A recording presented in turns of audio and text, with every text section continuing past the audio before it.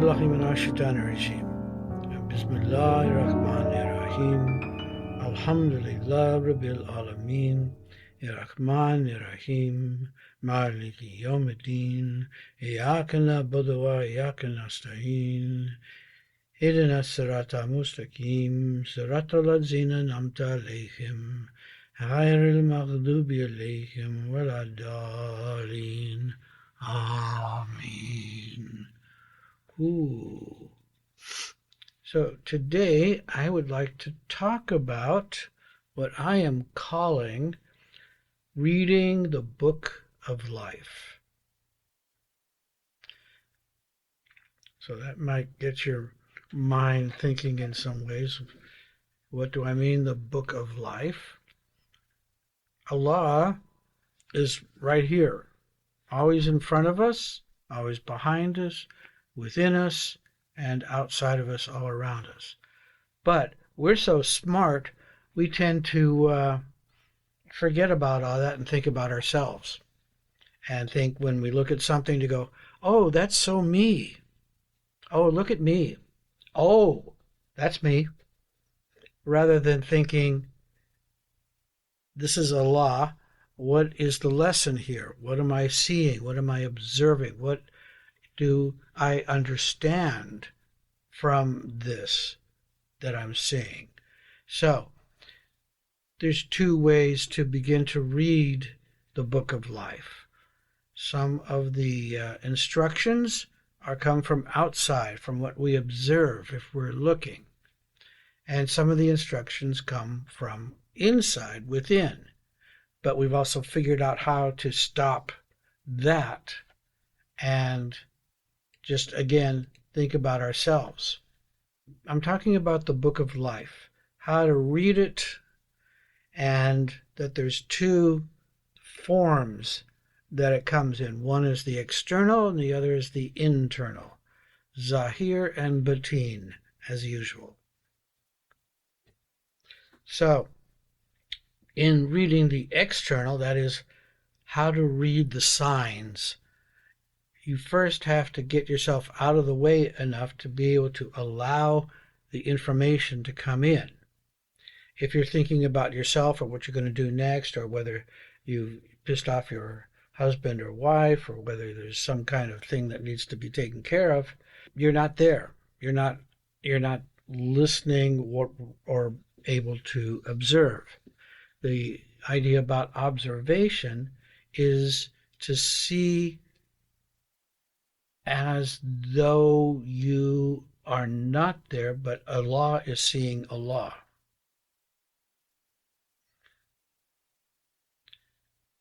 In other words, a kind of recognition that this is some information.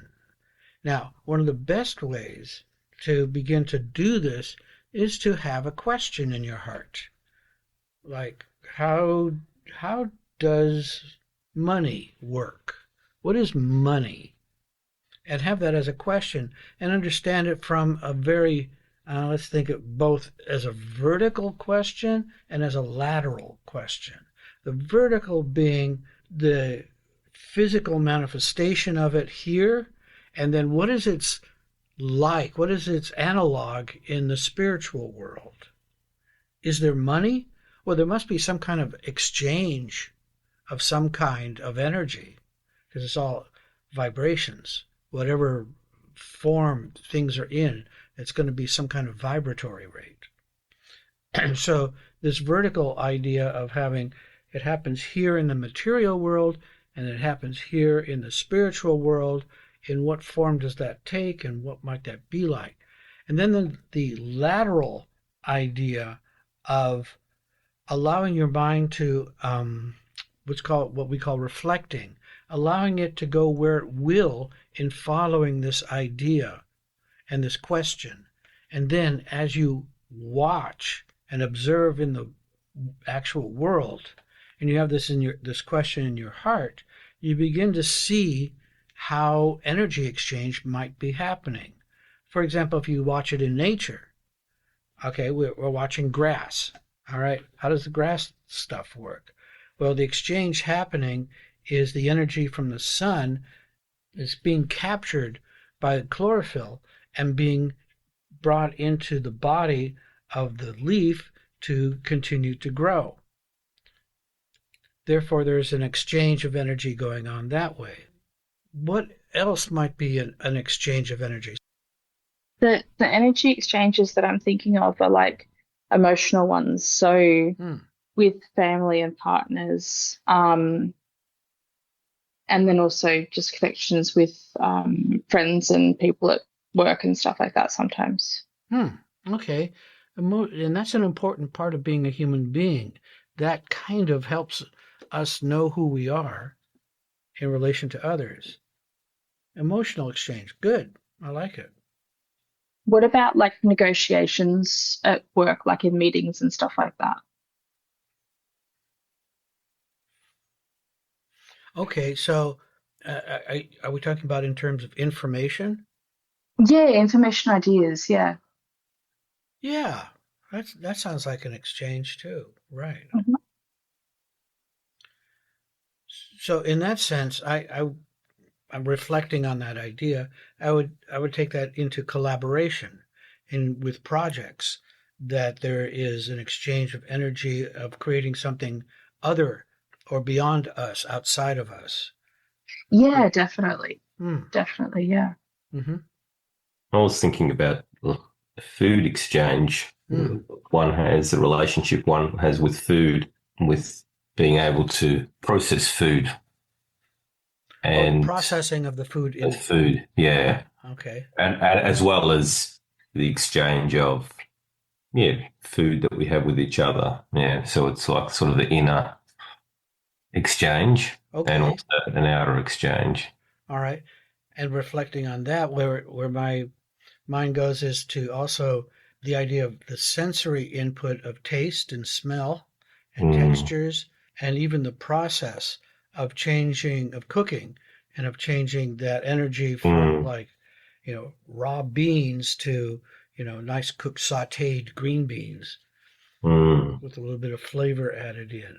Hmm. mhm, Yeah, that's a cool exchange. That's kind of almost a chemistry. mm, My brain also jumped from that into like the photosynthesis sort of plant energy exchange from sun into energy. Right. Yeah.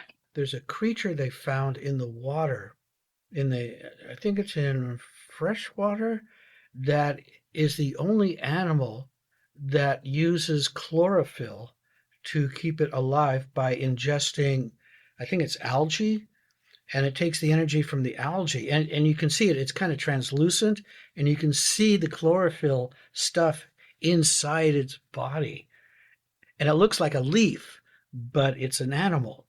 So I forget what it's called, but it was like, whoa, that's amazing. It's actually what I'm teaching this term to year nine, is energy exchange. It's lots of different examples, like gravitational potential energy when something drops to the earth, changes that gravitational, the distance creates a potential and then it gets pulled back and that changes into that kinetic energy, the movement.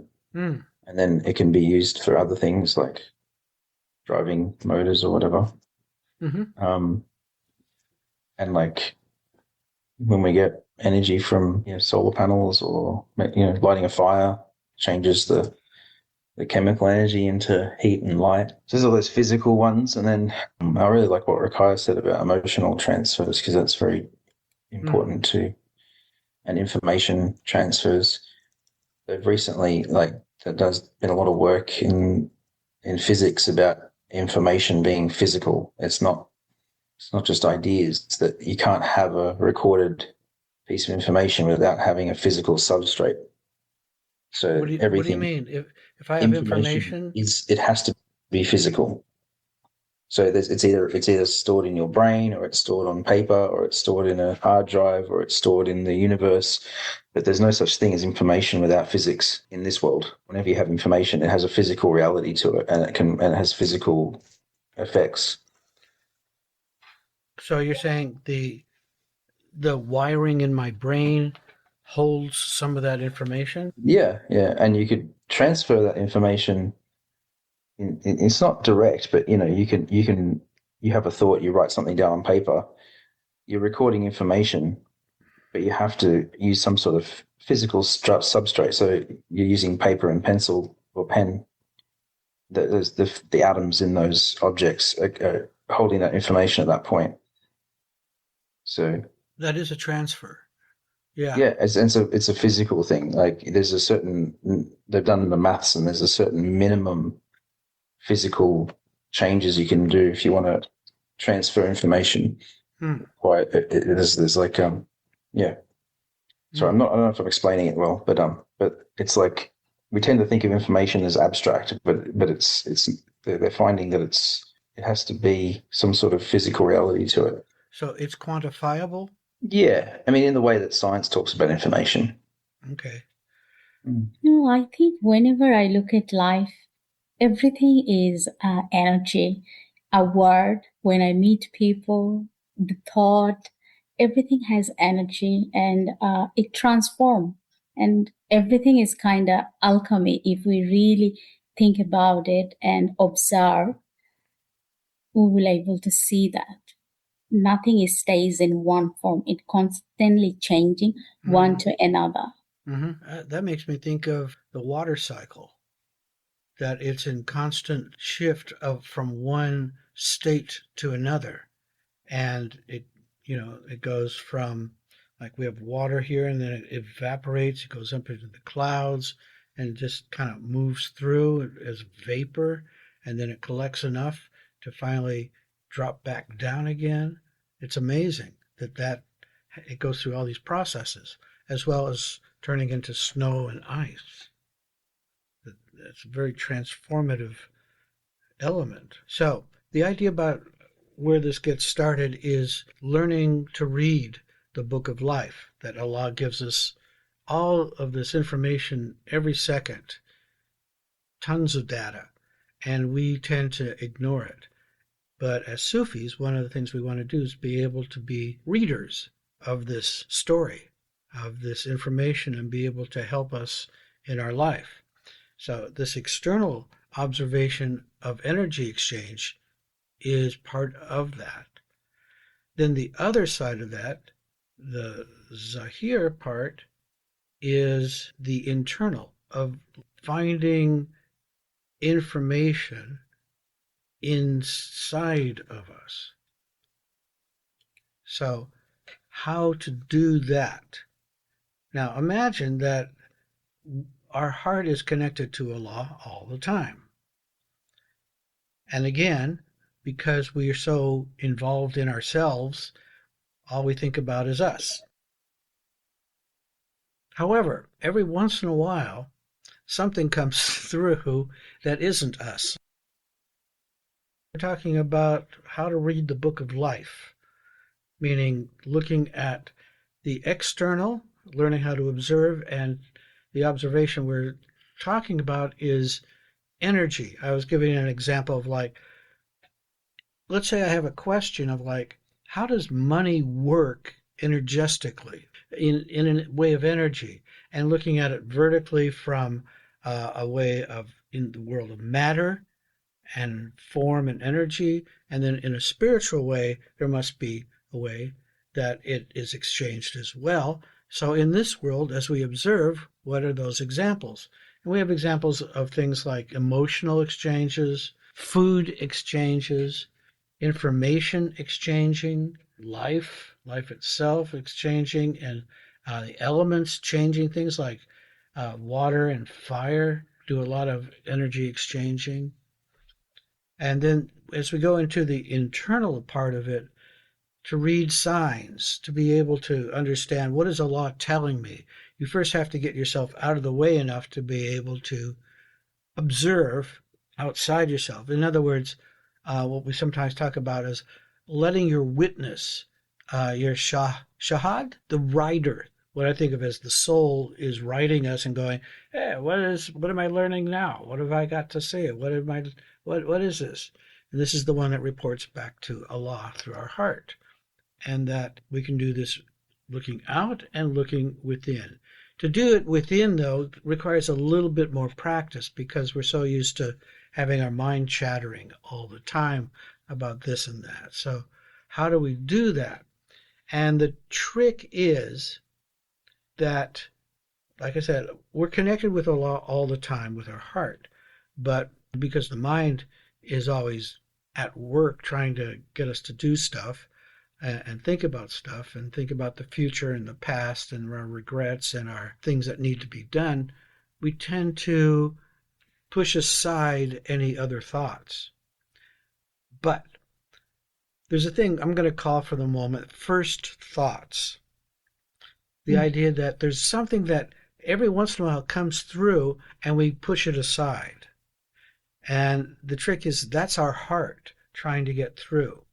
And the heart, in communicating with us, is not going to push. It's not going to insist. It's not going to yell at us. That's not what it does. It's a very, what's called the quiet voice. It's very quiet. And it isn't interested in making big signs that you need to pay attention. You have a choice. And the choice is to listen to it and not ignore it. This takes practice. But every once in a while, if you have a question in front of you that you want to keep going, that you want to go into more, you want to really understand it, what Sheikh called a burning question. It's in your heart, and you go, I really got to know what this is. And you keep that, like when you're working with your nafs, in the forefront of your consciousness. And you go, this is what I want to know. And you're looking both externally and internally. An answer will eventually come. But you have to be looking for it, and you also have to be listening for it. To listen is different than hearing. Listen, as Stravinsky says, requires effort. A duck hears. So listening requires concentration and effort. And that first thought is the one that we're trying to get to, because it usually has a really great answer, the one that we're looking for. But we're so used to going to what's important. Hey, listen, I got a meeting. I got to go. Sorry. And that brushes away and it makes that answer invisible. For the Sufi, like being able to watch the signs by keeping ourselves out of the way externally, looking for that first answer or first thought is what we want to be able to get to. And that requires a quiet mind. And however that works for you is important for your life. Sometimes you can find that feeling of being open to your heart when you first wake up, because you haven't gotten back into the routine yet of the day. So you're still open. And that's a great time to tune into the heart before everything goes nuts. You tune in and you go, so heart, how are we doing here? And you work on developing a dialogue with the heart. And you keep working on that through the day, even in a busy moment. And this is where the breathing practice that I've been talking about cuts in, because that's the time when you take your breath and go, okay, I've been external here. I just need to take a moment and come back to my breath. And as you do that, you can then tune into your heart and go, hey, heart, how are we doing today? I'm feeling a little anxious. Oh, really? Why? There's a person in the room that's upset, and I'm feeling that. Oh, okay. Now, this happens often, but our mind is like busy all the time. But to get to that place, it's important to be able to, when you check in with your heart, to be able to distinguish between external signs and internal signs. The external is if somebody is upset and they're in the same room with you, you're sensitive. Your heart feels this. But if you're not clear on what's inside and what's outside, if you're not clear on what's the boundary here, then you'll think it's you. I'm anxious.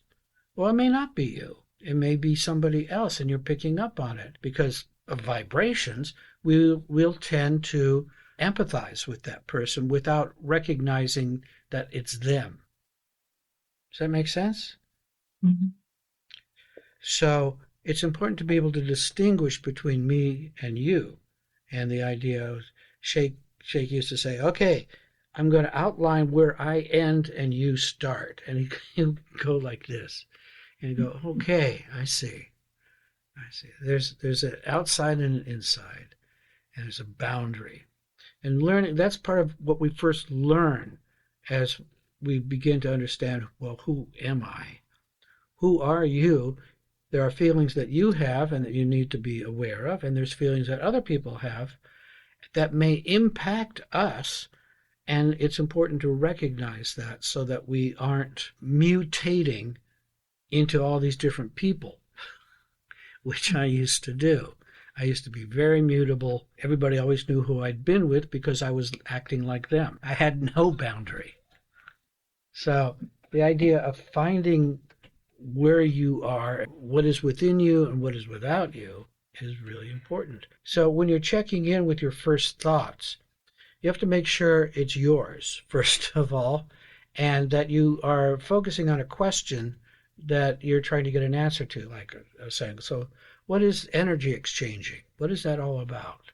How does this work within us? So for me, I do have to work at getting my mind quiet enough to be able to hear my heart and be able, and if I have a question I'm trying to get answered, to like get everybody calm and go back to breathing and be aware of my breath and go, so, and then ask the question.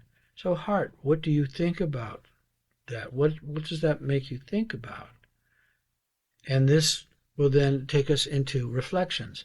Unless we're picking up something from somebody else, which will affect everything we think, unless we recognize that boundary. So this idea of learning how to read the book of life, that Allah is providing us with everything we need. We just have to learn how to read what's being given to us. And then to understand that there are outer influences both going on around us and also within us, because there may be also as we're tuning into our inner observation, there may be emotions that we haven't dealt with, or regrets, or we haven't finished with a certain action or activity that is impacting everything else we do because it isn't letting us go. It's riding us as we are trying to make decisions and make observations within us. And so it is affecting us. And being able to recognize that and going, I am anxious, and it isn't about anybody else. I'm anxious about a meeting next week, and I don't know how that's going to go. Or I'm going, for some of us, I'm going on a date, and I have no idea what's going to happen, and I don't know if I'm ready. Do I need, and then off your mind goes into all the possibilities and rehearsals of what's possible, and all the ifs and thens. Questions? So when you're having that experience that your mind goes off into possible scenarios or the ifs and thens, is it just coming back to your breath and doing zikr? Is it? You have to make a decision at that point whether this is something that really needs to be dealt with now, or this is unnecessary.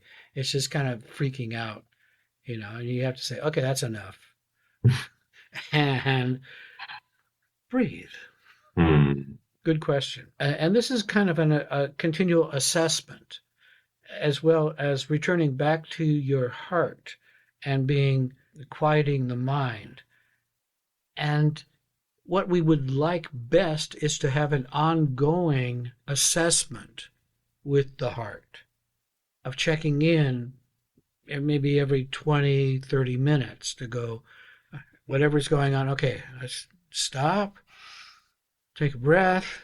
Heart, how you doing? I'm freaking out. You're freaking out. Why? I don't know if I'm doing the right thing. Why? What do you think you should be doing? And you have a dialogue with the heart, and you kind of listen to what it's saying. This will help you move into a more confident state that your heart knows what you need. It always knows what you need. We tend to argue with it because everybody else does. And that is the norm of our culture, is to like push that aside. Like, that's not right now. No, we've got important things to do.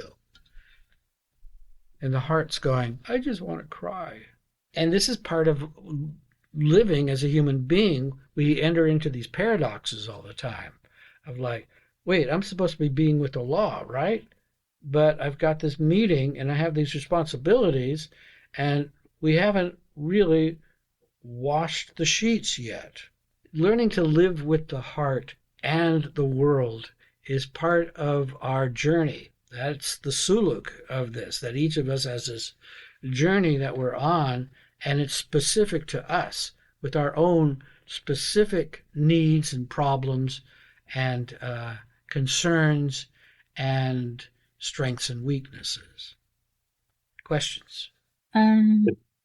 Normally, I try to observe and I try to talk to heart, but as you say, that is very subtle.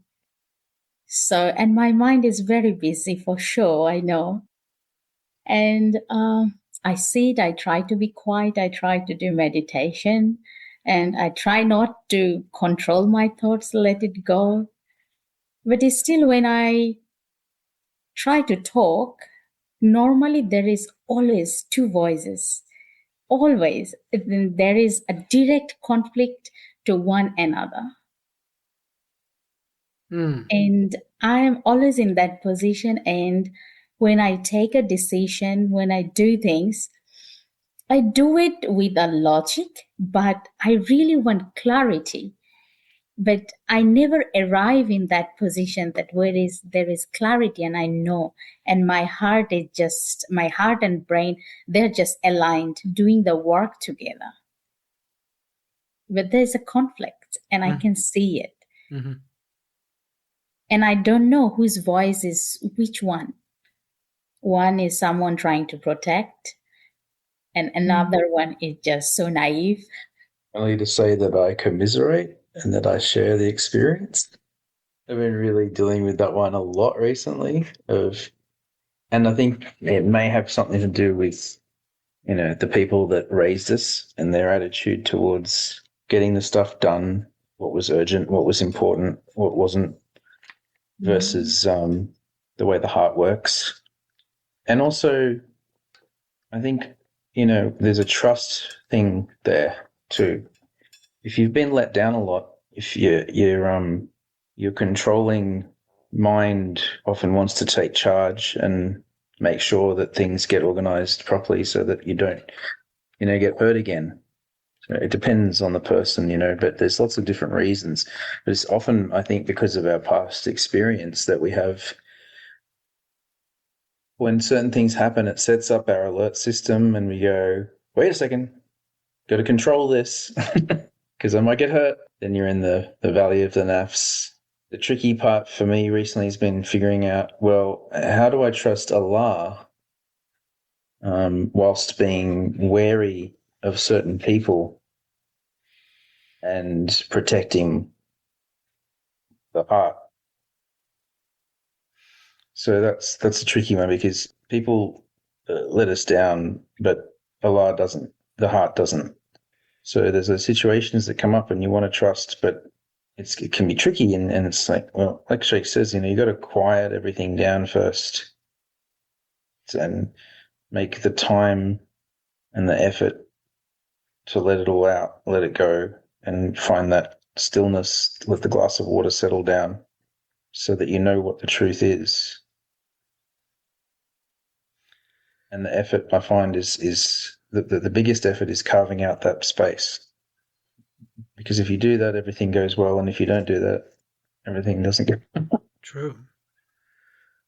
I think what helps me is coming, once you're in that situation, I think it helps to know which path you need to go on. Do I need to do adab, or do I need to speak my heart?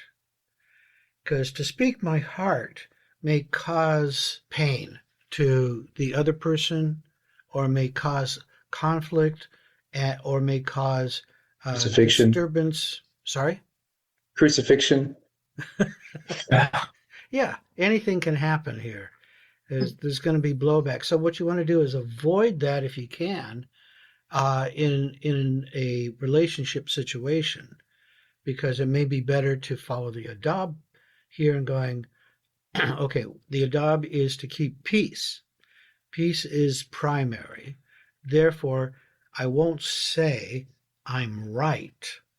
I will say, okay, we'll do it that way. This brings peace. I'm just going on the hadith from our prophet about this.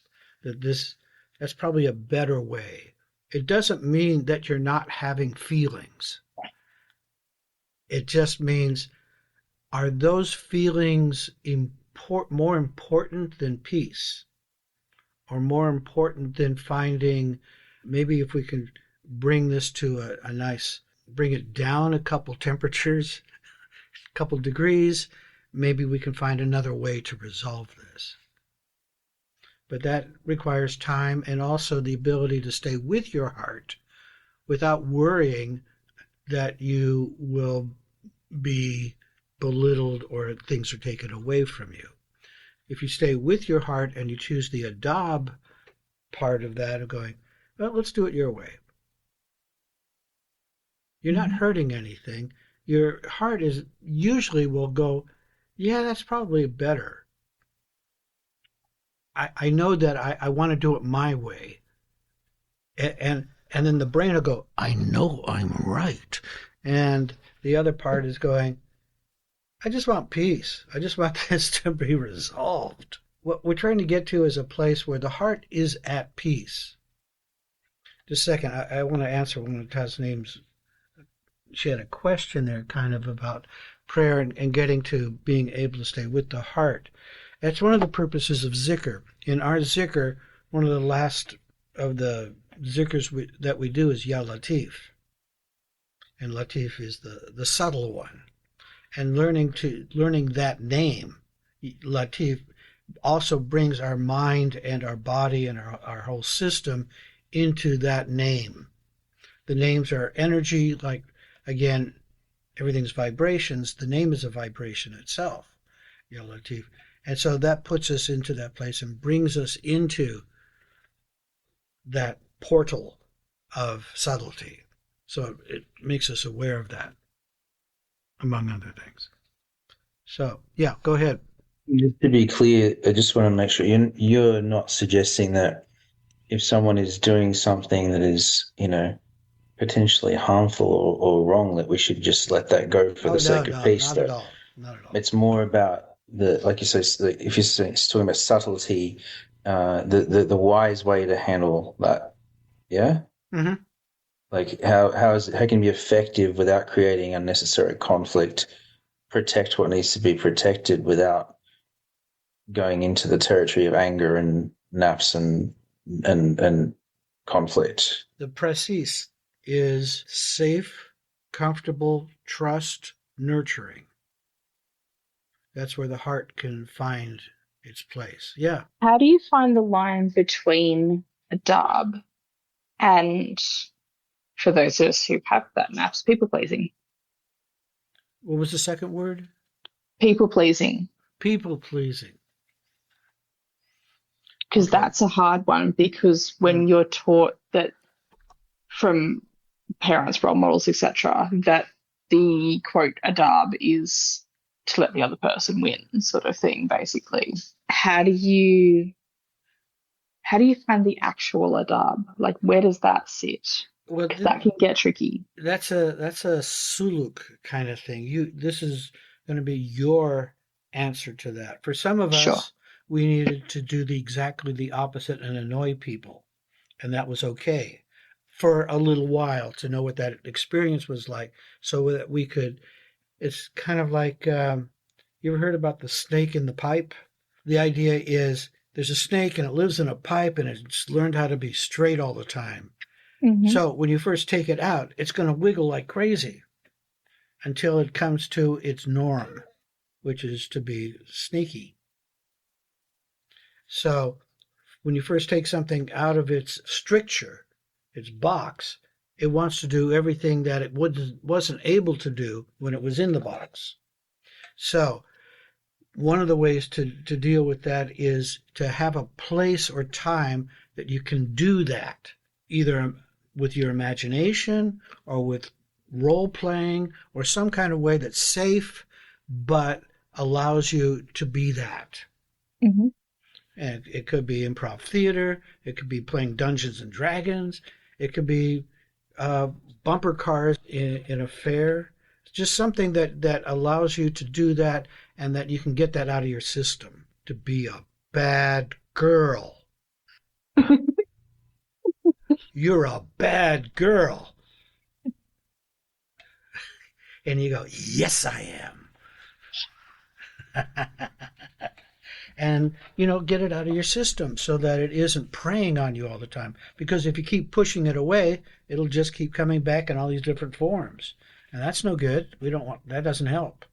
So what we want to do is find a way that cancels it out. So finding the opposite energy kind of discharges that, and eventually it discharges. So it's kind of about finding the two extremes to be able to find the middle. Yes. Yeah. Chukam. Yeah. So if I see you getting dressed up and going goth and downtown Wollongong, or coming into Sydney with, black lipstick and going to emo concerts, I'll understand. Shukandre. So what you're saying is I need to do a shopping spree. Just a second. What somebody called the modern day hunter-gatherer mode, where you're going, I need to get berries. I need to gather the food for the house. I will do this through retail therapy. I will gather things and take them home, where my home will be better, and I'll be able to feed on these items for our family, for our tribe. 25% off at the moment. Yeah, exactly. Bargain. So you can get more in that case. So totally That's more right. berries. Yeah. Right. So you get 4 times as more berries. Yeah. Yeah, exactly. This is how we math. 100%. Couple of things. One thing you mentioned a little bit ago about being annoying. And I thought, well, isn't that part of a sheikh's job to be annoying to us? Yeah. You got a problem with that? Oh, he does very well with that. Don't worry. So that was just a little humor there for that. Okay. But something well, I hope so. Yes. part of the job description too.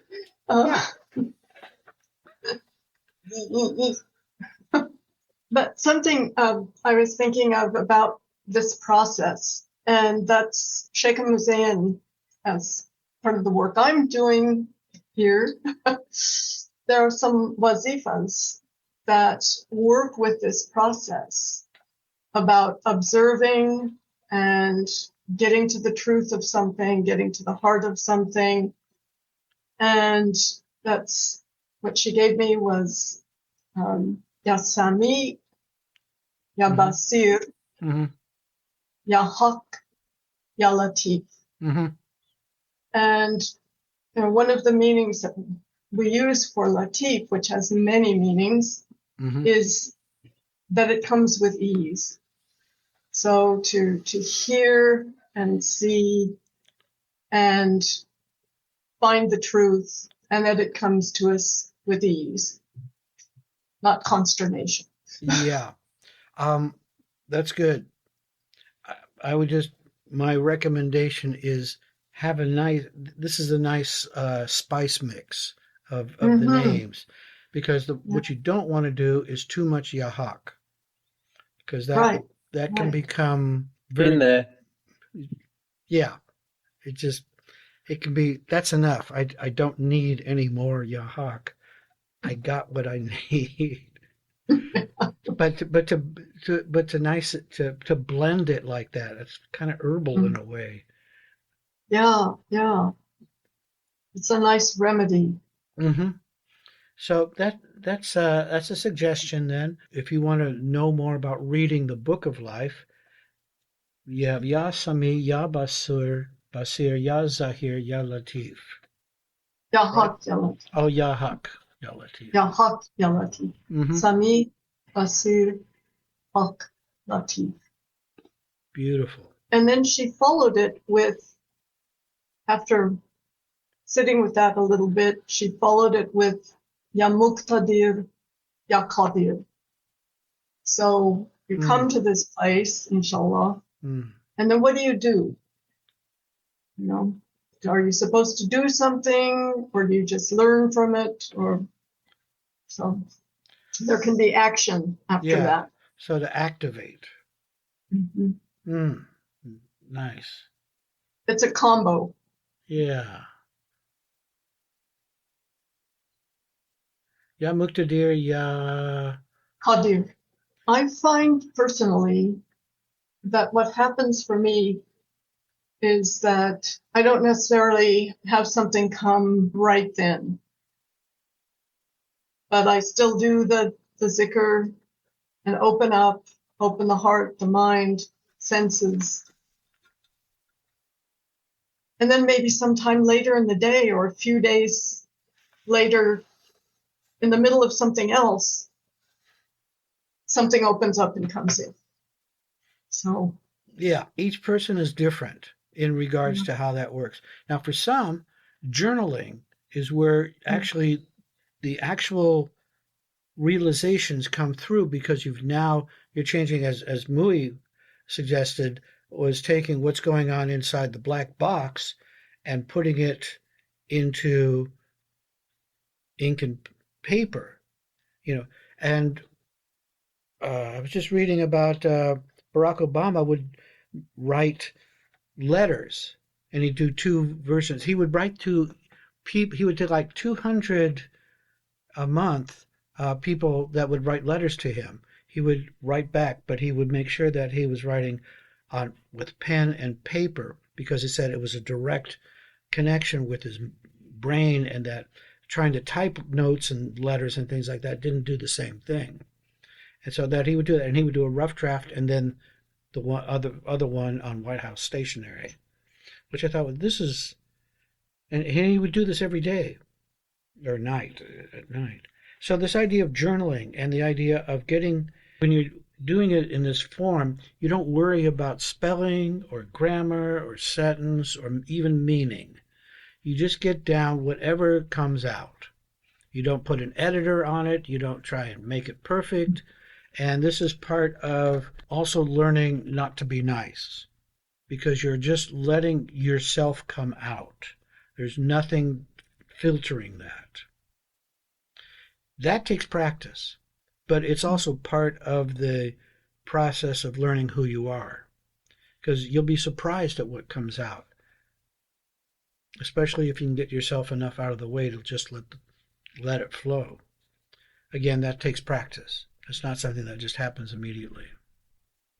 For some people, it happens when it happens. The energy kind of coalesces into an actual symbol, and that symbol turns into a word, and that word turns into an idea. You don't have control over when and where that happens. It happens when it happens. And that's part of trusting your own heart energy, that things take time to process.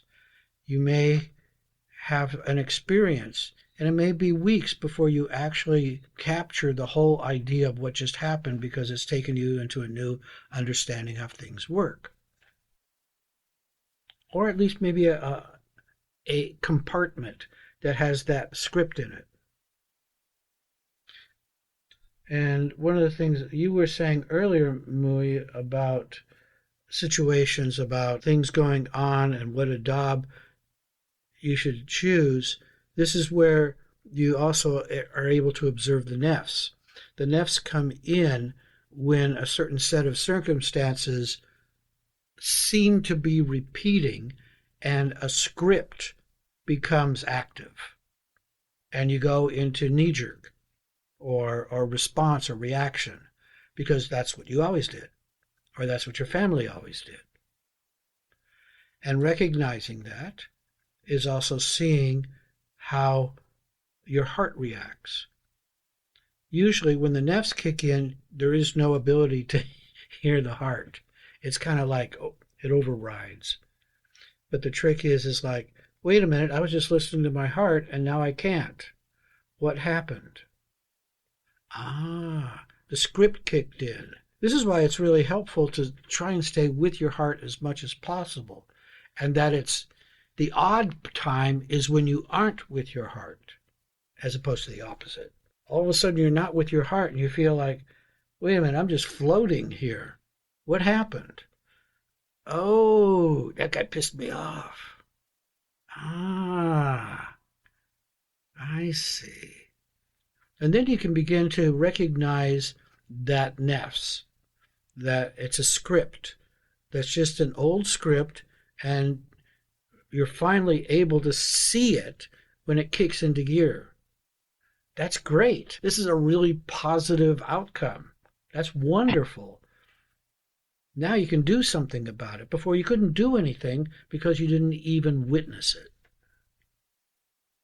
That witnessing is the beginning of the next step that allows you to take care of it. Thank you for that, Rosie. That was very helpful. So as you go about your days and nights, learning to keep aware that Allah is trying to teach us. That's why we're here. We're here to learn. We're not here to be happy or sad. We're here to learn. And we learn from each other. We learn from Allah. We learn from the external observation. And we also learn from internal observation. And when we go internal, that we have to make sure that we know who's who internally. Because it may not be you. It could be somebody else affecting you.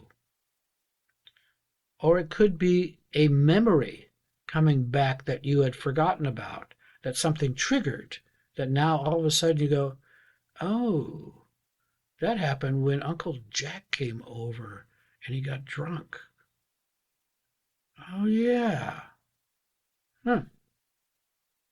So recognizing these things helps us and understand that this process, and to allow the heart as part of the process, because the heart knows, this is why we say surrender to Allah, because if you interpret it in terms of the heart knows what you need. And the lessons that come will be through the heart.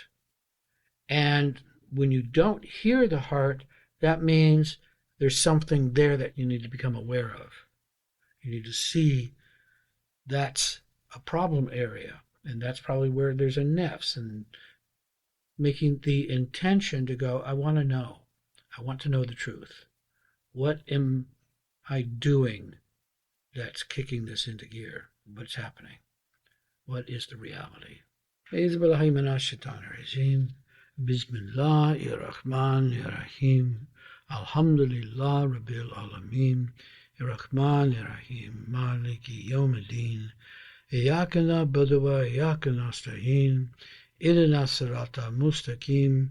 Sirata ladzina an'amta alayhim. Ghayril maghdubi alayhim waladdallin. Amen. Assalamu alaikum wa rahmatullahi wa barakatuh. Wow, sure. Salam. Assalamu alaikum. Alaikum assalam. Thank you, everyone. Salam. Have a wonderful week.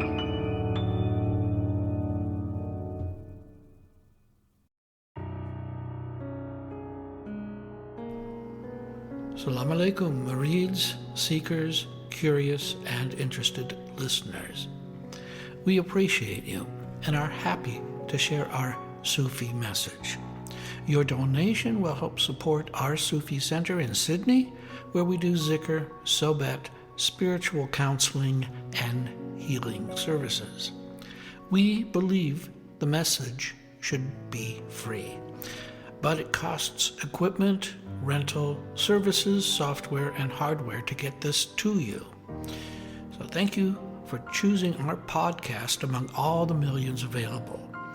If you go to our website, AnsariSufiOrder.org, you will be able to donate through PayPal whatever you think this information is worth to you.